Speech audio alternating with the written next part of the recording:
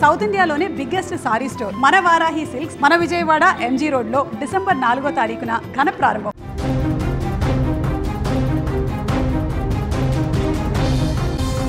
తెలుగు రాష్ట్రాలను మరోసారి ప్రకృతి విలయం వెంటాడబోతుంది. బంగాళాఖాతంలో బలపడినటువంటి దిత్వా తుఫాన్ అల్లకల్లోలం సృష్టించేందుకు ఆంధ్రప్రదేశ్ తీరం వైపు ఉగ్ర రూపంతో దూసుకువస్తుంది. ఈ తుఫాను ప్రభావంతో ఇప్పటికే ఏపీలోని 3 జిల్లాలకు రెడ్ అలర్ట్ కూడా జారీ చేశారు. ఈ తుఫాను ప్రభావంతో తీరం వెంబడి గంటకు 80 కిలోమీటర్ల వేగంతో పెనుగాలులు వీచే అవకాశం ఉందని వాతావరణ శాఖ హెచ్చరిస్తుంది. దీంతో రానున్న 48 గంటలు రాష్ట్ర ప్రజలకు అత్యంత కీలకంగా మారనున్నాయి. ప్రస్తుతం నైరుతి బంగాళాఖాతంలో ఈ దిత్వా తుఫాన్ శక్తివంతంగా కొనసాగుతుంది. ఇది ఆంధ్రప్రదేశ్ తీరం వైపు మెల్లమెల్లగా దూసుకువస్తుంది. దీంతో రాష్ట్రంలోని పలు జిల్లాలలో మోస్తారు నుంచి భారీ వర్షాలు కురిసే అవకాశం ఉందని అధికారులు తెలిపారు. ముఖ్యంగా దిత్వా తుఫాన్ తీవ్రత చిత్తూరు, శ్రీ పొట్టి శ్రీరాములు, నెల్లూరు, తిరుపతి జిల్లాలకు అధికంగా ఉండబోతుండటంతో ఈ యొక్క జిల్లాలకు రెడ్ అలర్ట్ జారీ అయింది. అలాగే మిగిలిన జిల్లాలలో కూడా మోస్తారు వర్షాలు కురిసే అవకాశం ఉంది. ఈరోజు రేపు భారీ నుంచి అతి భారీ వర్షాలు కురవనున్నాయి. ఈరోజు తిరుపతి, చిత్తూరు, శ్రీ పొట్టి శ్రీరాములు, నెల్లూరు జిల్లాలలో అత్యంత భారీ వర్షాలు కురుస్తాయని అధికారులు అంచనా వేస్తున్నారు.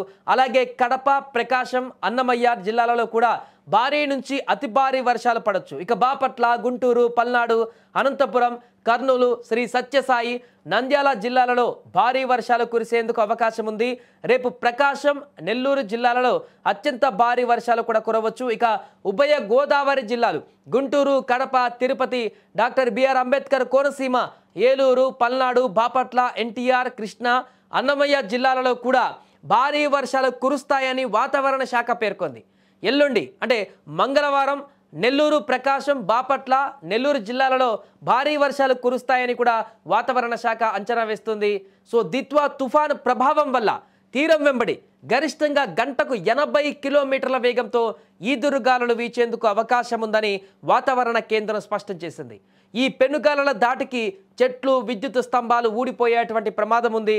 అందుకే ప్రజలు జాగ్రత్తగా ఉండాలని కూడా అధికారులు హెచ్చరిస్తున్నారు.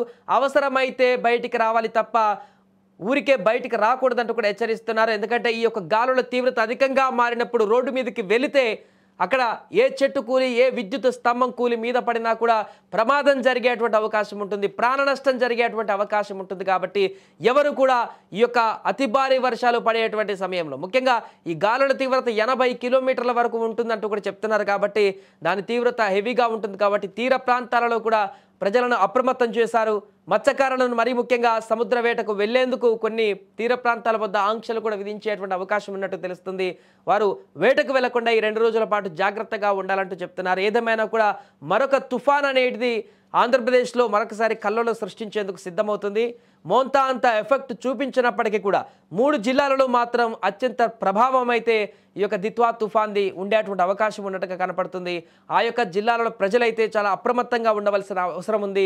బయటికి వెళ్లకుండా ఆ వర్షం కురిసినప్పుడు అత్యవసరమైతే తప్ప బయటికి వెళ్లకుండా ఉంటేనే చాలా బెటర్ అంటూ కూడా చెప్తున్నారు. వాహనాలలో వెళ్ళేటువంటి ప్రజలు కూడా ఈ గాలుల తీవ్రత అధికంగా ఉన్నప్పుడు బయటికి వెళితే ఎక్కడ ఏ చెట్టు కూలి మీద పడేటువంటి అవకాశం ఉంటుందో చెప్పలేం. కాబట్టి అలాంటి ప్రమాదాలు చోటు చేసుకుంటే ప్రాణ నష్టం కూడా జరుగుతుంది. కాబట్టి ప్రజలు చాలా జాగ్రత్తగా ఉండాలి, అప్రమత్తంగా ఉండాలంటూ చెప్తున్నారు. ఏదేమైనా కూడా 3 జిల్లాలకైతే రెడ్ అలర్ట్ ప్రకటించి అక్కడి ప్రజలను కూడా హెచ్చరిస్తున్నారు.